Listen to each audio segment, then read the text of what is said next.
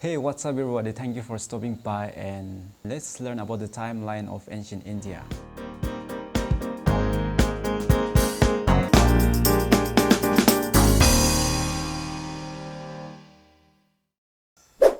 Alright, so let's learn about the timeline of ancient Indian history. Let's keep in mind that India, Pakistan, Bangladesh and some parts of Afghanistan share the same history in ancient time. So the timeline covers all these geographical areas of the mentioned countries as the history of the subcontinent in ancient time. So first we have rock shoulders of Penbitka, which expands from 9000 BC to 7000 BC. The earliest record of the Indian history exists in the form of the rock shoulders of Penbitka. These shoulders are situated on the southern edge of the central Indian plateau in the foothills of the Vindhyan Mountains. Next we have Mirkar culture, which expands from 7000 BC to 3300 BC. Mirkar is one of the most significant sites belonging to the Neolithic age. At the same time, it is one of the oldest sites that indicate the introduction of the concept of farming and herding. At this time, around 6000 BC, Neolithic settlement in Balochistan also started. Next, we have Indus Valley Civilization, which expands from 3300 BC to 1700 BC. So the Indus Valley Civilization was discovered in the 1920s. The major events in the timeline of Indus Valley are divided into three phases. So the first phase, the early Harappan phase, lasted for approximately 700 years, starting with the Ravi phase. It is one of the three earliest urban civilizations and made use of an early form of the Indus script known as Harappan script for writing purposes. We have Major Harappan phase, which expands from 2600 BC to 1700 BC.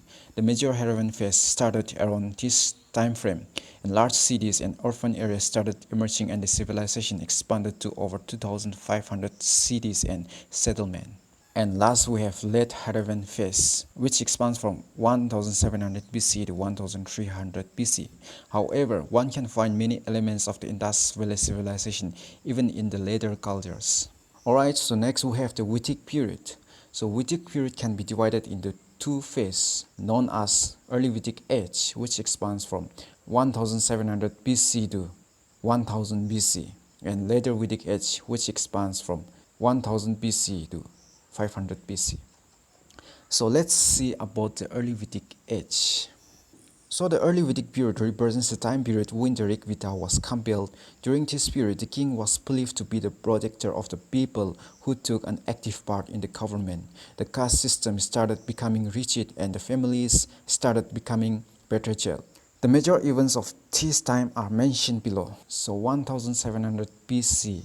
So in this time, we find the late Harappan and early Vedic period coincide. In 1300 BC, the end of the Symmetry Age culture. So what is Symmetry Age culture? It was located in Punjab region. It was named after a cemetery found in area H at Harappa. So the distinguished feature of this culture is the use of cremation of human remains, where the bones were stored in painted pottery burial urns. In 1000 BC, the Iron Age of India started. Let's see about the later Vedic Age. So in this period, the main events includes the formation of the 16 Mahajanapadas, 600 BC, and 599 BC, the birth of Mahavira, the founder of Jainism, and 563 BC, birth of Gautama Buddha, the founder of Buddhism. 538 BC, Cyrus the Great conquered parts of Pakistan. 327 to 325 BC, Alexander's invasion of India, and it also led to the opening up of roads between India and Europe. In 321 BC, Chandragupta Maurya established the Mauryan Empire, which lasted from 321 to 184 BC.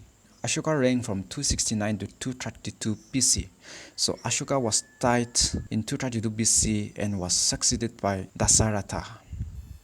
260 BC, Ashoka's conquest of Kalinga, after which he embraced Buddhism.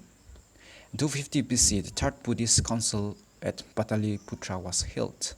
And 232 to 184 BC, the later Mauryas. By 184 BC, Mauryan Empire came to an end with the assassination of Emperor Brihadrata and Sungha dynasty was established. 184 to 75 BC, Sungha dynasty established. So between 166 to 150 BC, Minandar, who was the Indo-Greek king, administered large empires in the northern regions of Indian subcontinent from his capital at Sakala. He is also known to have become a patron of Buddhism. Okay, so next we have 58 BC, the beginning of Vikrama era. So Vikrama era is an Indian calendar which starts in the month of Chaitra, which usually falls in the month of April. The date also marks the day when the king Vikramaditya beat the Sankas who had invaded Ujjain. So a new calendar was started to honor this achievement. Next, 50 BC, the emergence of Satavahanas in Deccan. And 2 BC, dispatch of Buddhist missionaries from the Bactrian courts to the Chinese Empire. 78 AD marks the beginning of Saka era. So Saka era is a historical calendar era corresponding to Julian year 78. It is commonly known in Indian languages as Shalivahana Saka. So it was founded by Kanishka and it is still used in traditional calendars. Between 78 to 110 AD witnessed the reign of Kanishka. 320 AD, the beginning of Gupta era by Chandragupta I. So Chandragupta I reigned from 335 to 375 AD. 335 to 375 AD witnessed the reign of Samudragupta, who is also known as Indian Napoleon for his military conquests. 375 to 413 AD witnessed the reign of Chandragupta II. 413 to 455 AD witnessed the reign of Kumargupta I. 455 to 467, reign of Skandagupta. First attack of the Hunas happened in this time frame. And by 467 to 540, Mauryan Empire came to an end. 500 to 527 AD, rule of Hunas over North India. 606 to 647 AD, reign of Harshavardhana.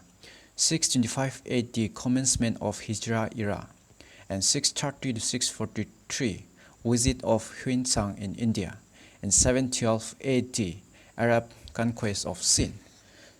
After which the early medieval period had started with so many successive Muslim kingdoms, with last being the Great Mughal Empire. So that's the brief outline of the ancient Indian history.